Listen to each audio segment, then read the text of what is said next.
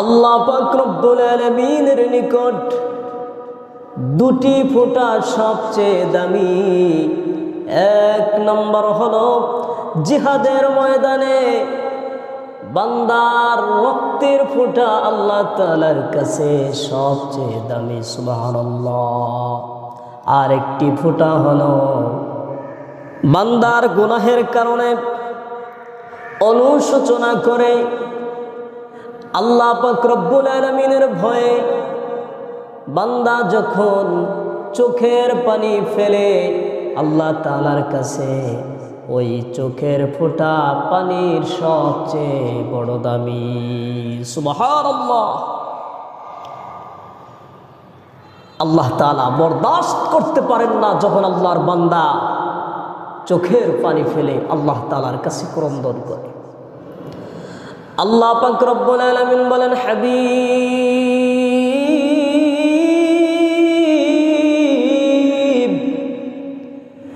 আপনি আমার বান্দাদেরকে সুসংবাদ জানিয়ে দেন, বান্দারা গুনাহ করেছো, অন্যায় করেছো, অপরাধ করেছো, আমার রহমত থেকে দূরে সরে যেও না। আমার ভাইয়েরা, আল্লাহ পাক রব্বুল আলামিন ভালোবাসাকে 100 ভাগ করেছেন। 100 ভাগের 1 ভাগ আল্লাহ তাআলা এই পৃথিবীর মাঝে বন্টন করে দিয়েছেন। 1 ভাগ রব্বুল আলামিন তার বান্দা বান্দি সহ তাম দুনিয়াতে যত প্রাণী রয়েছে তাদের মাঝে ভাগ করে দিয়েছেন। আর 99 ভাগ ভালোবাসা আল্লাহ পাক রব্বুল আলামিন নিজের কাছে রেখেছেন, সুবহানাল্লাহ। এই 1 ভাগ ভালোবাসার জন্য গাভী তার বাছুরকে ভালোবাসে কিনা, হাতি তার বাচ্চাকে ভালোবাসে কিনা, মা তার সন্তানকে ভালোবাসে কিনা, স্ত্রী তার স্বামীকে ভালোবাসে, স্বামী তার স্ত্রীকে ভালোবাসে। এত ভালোবাসা, 1 ভাগ ভালোবাসা যতটুকু আমরা ভাগে পেয়েছি ততটুকু ভালোবাসা আমাদের মাঝে থাকার কারণে একজন আরেকজনের জন্য নিজের জীবনকে বিলীন করে দেয়।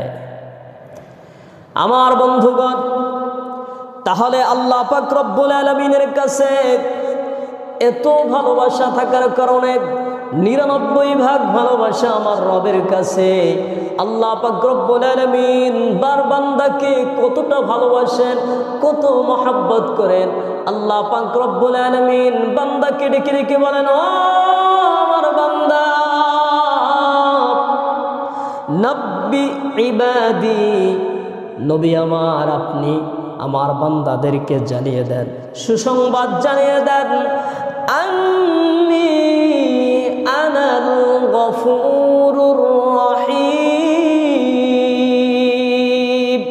আল্লাহ পাক রব্বুল আলামিন বলেন, ও আমার নবী, ও আমার বন্ধু, আপনি আমার বান্দাদেরকে জানিয়ে দেন আমার নিকট রয়েছে ক্ষমা, সুবহানাল্লাহ। আমার নিকট রয়েছে ক্ষমা, আমার নিকট রয়েছে ভালোবাসা, আমি আমার বান্দাদেরকে ক্ষমা করে দিব, সুবহানাল্লাহ। আমার বন্ধুগণ, দিলের কান লাগাইয়া শুনুন, আল্লাহ পাক রব্বুল আলামিন তার প্রিয় হাবিব মুহাম্মদ সাল্লাল্লাহু আলাইহি ওয়াসাল্লাম মক্কায় বসে মসজিদুল হারামের নিকটে বসা নবীজি আমার কাঁদতেছেন। এমন সময় ওমর রাদিয়াল্লাহু তাআলা আনহু আসলেন, এসে দেখলেন নবীজি কাঁদতেছেন। ওমর জিজ্ঞেস করলেন, ইয়া রাসূলুল্লাহ, ইয়া হাবিবাল্লাহ, ওগো আল্লাহর রাসূল, আপনি কেন কাঁদতেছেন? নবীজি বললেন, ওমর, কিছুক্ষণ পূর্বে জিবরাইল আমিন আমার নিকট এসেছিল। জিবরাইল আমিন আমার নিকট এসে বললেন, ইয়া রাসূলুল্লাহ, আল্লাহ পাক রব্বুল আলামিন বলেছেন তার যে সকল বান্দারা ইসলামে থেকে আল্লাহর উপর ঈমান এনে তার রাসূলের উপর ঈমান এনে নিজেদের দাড়ি চুলগুলো পাকিয়ে ফেলেছে এবং মৃত্যুবরণ করেছে, আল্লাহ পাক রব্বুল আলামিন কিয়ামতের দিন তাদেরকে শাস্তি দিতে লজ্জা পাবেন। অর্থাৎ তাদেরকে আল্লাহ তাআলা শাস্তি দিবেন না, তাদেরকে ক্ষমা করে দিবেন। সুবহানাল্লাহ। ওমর বললেন, ইয়া রাসূলুল্লাহ, গোটা উম্মতের জন্য এর চাইতে আর বড় সুসংবাদ কি হতে পারে?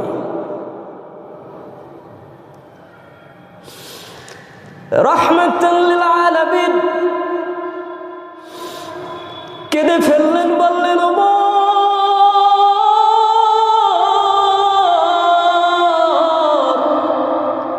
তুমি জানো না আমি কেন কাঁদতেছি, কেন কাঁদলাম?